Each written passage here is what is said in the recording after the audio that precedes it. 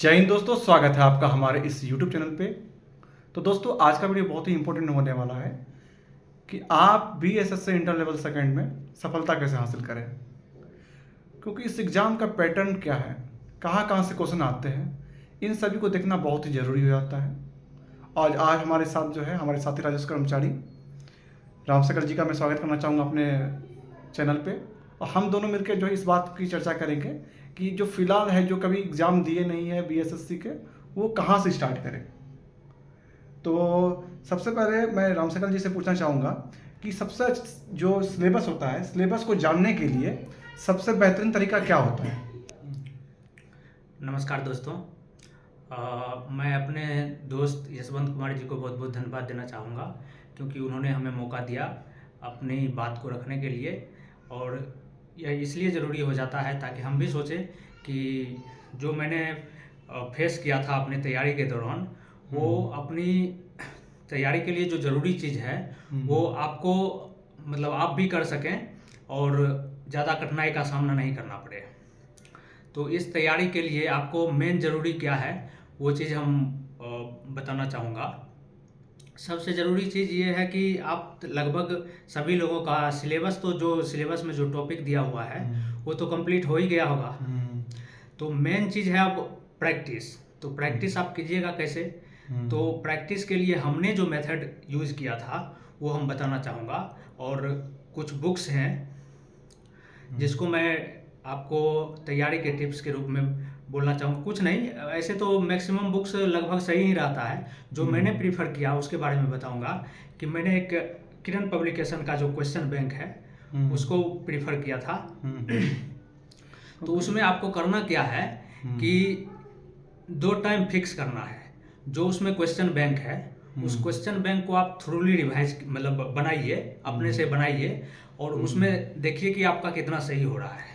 इतना ही नहीं करना है, एक बार आप बना लिए उसको तो फिर क्या करना है कि जो भी क्वेश्चन आपका जितना सही हो रहा है, ठीक है, उस क्वेश्चन को जहाँ जहाँ गलत हुआ है उसको एनालिसिस कीजिए।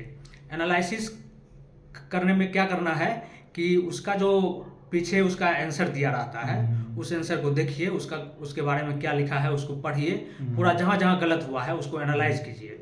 एनालाइज करने से क्या होगा कि आपको टॉपिक रिवीजन होगा और दूसरा पता चलेगा कि आखिर क्वेश्चन डालता कहाँ से है। दूसरा बार जब आप टॉपिक रिवीजन कीजिएगा तो उससे आपके दिमाग में क्लिक रहेगा कि अच्छा यहाँ से क्वेश्चन ज़्यादा डालता है, तो उस चीज़ पे आप ज़्यादा फोकस कीजिएगा। और आगे चल के फिर जब दूसरा टेस्ट मारिएगा तो सिर्फ यही प्रोसेस कंटिन्यू करना है। मतलब आपका यही कहना है कि अभी जो फिलहाल जो नए हैं जो कि BSSC एग्जाम नहीं दिए हैं, वो थ्रूली जो है अभी BSSC का प्रीवियस ईयर दीजिए। तो किरण पब्लिकेशन का एक बुक है, उससे लगातार आप जो है प्रैक्टिस कर सकते हो, क्योंकि पुराने एग्जाम में जो क्वेश्चन पूछा गया है PT मेंस में, क्या उसका सिलेबस है, सिलेबस को अगर शॉर्ट टर्म में जानने का कोई शॉर्टकट है तो वो है प्रीवियस ईयर। प्रीवियस ईयर आप सेंट्रल SSC में भी काम आता है, इसलिए बिहार SSC में भी प्रीवियस ईयर का बहुत बड़ी भूमिका है। और साथ ही साथ जो है यदि आप स्टूडेंट हो, जॉब वॉब कहीं नहीं कर रहे हो, तो आप 2 दिन भर में 2 सेट मार सकते हो। एक तो प्रीवियस ईयर का, और साथ ही साथ एक और 2 अभी लॉन्च हुए हैं, किरण पब्लिकेशन के भी ही कुछ लॉन्च हुए हैं, उसे आप शाम में लगा दीजिएगा।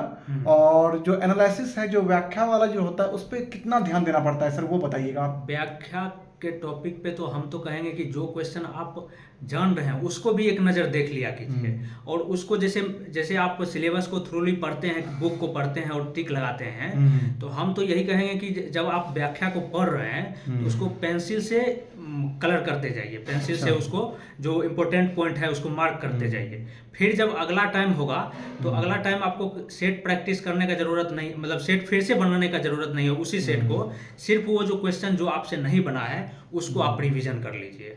उस सेट के पीछे जो उसका सोल्यूशन रहता है, जो व्याख्या रहता है, उसको रिवीजन करके जाइए, वो बहुत ही बेनिफिट होगा उससे। और ये भी फायदा होगा कि जब दोबारा आप मान लीजिए टॉपिक को रिवीजन करते हैं तो आपको उस चीज़ पर ज़्यादा फोकस रहेगा कि भविष्य में कभी वो क्वेश्चन कभी गलती से सामने आ जाए। हाँ। तो वहाँ से मिस नहीं होना चाहिए। तो बहुत का क्या होता है ना कि मैं भी स्टूडेंट लाइफ से जुड़ा हुआ, मतलब गुजरा हुआ हूँ। तो क्या करता था, पहले स्टार्टिंग में जब नया नया तैयारी करता था तो सिंपल सा सेट देता था, 150 में 120 110 जो भी नंबर आता था, फिर मैं व्याख्या नहीं देखता था, बस राइट और रॉन्ग मिला लेता था। नहीं, ये जो है सबसे मतलब व्याख्या तो क्योंकि आप 1.5 घंटा 2 घंटा दे के पूरा सिलेबस पूरा क्वेश्चन को बनाए, और बहुत क्वेश्चन होता है उसमें नहीं बनता है, नहीं बनता है, उसको आप ऐसे ही बगैर व्याख्या देखे स्किप कर जाइएगा, तो आपका एक तो टाइम बर्बाद हुआ।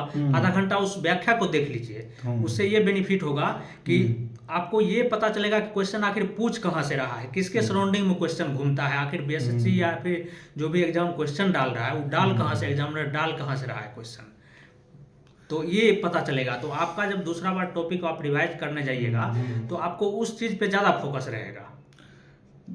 बहुत बहुत धन्यवाद रामशकल जी। और मैं उस 2 बुक का लिंक अपने डिस्क्रिप्शन बॉक्स में डाल दूंगा। मुझे मेरे ख्याल से आप उसे परचेज कर लेना, और लगातार कल से ही सेट या मार्केट से खरीद के आप सेट लगा सकते हो। बिहार के किसी भी बुक स्टोर में मिल जाता है किरण पब्लिकेशन का वो बुक। और मैं यही बोलूँगा कि लगातार कल से प्रैक्टिस कर दीजिए। फॉर्म कभी भी भरे, मगर प्रैक्टिस आपको अभी से करना है, खासकर प्रीवियस ईयर का। तो प्रीवियस ईयर का लगातार सेट मारते रहिए। प्रीवियस ईयर का बहुत जरूरी है। प्रीवियस ईयर हो गया, चाहे उस पे बेस जो क्वेश्चन बीएसएससी के बेस पे जो क्वेश्चन देता है ना, उसको भी यदि आप बनाते हैं तो वो भी बहुत जरूरी है। तो दोस्तों, ये हमारा एक छोटा सा प्रयास था कि आप अपने एग्ज़ाम को कैसे क्लियर करें। और कुछ एक्सपीरियंस भी हम लोग का, अभी बहुत सारे एग्ज़ाम दिए हुए हैं, सर भी एक जॉब रेलवे से ही आए हुए हैं, मैं भी पहले दूसरी जगह जॉब करता था।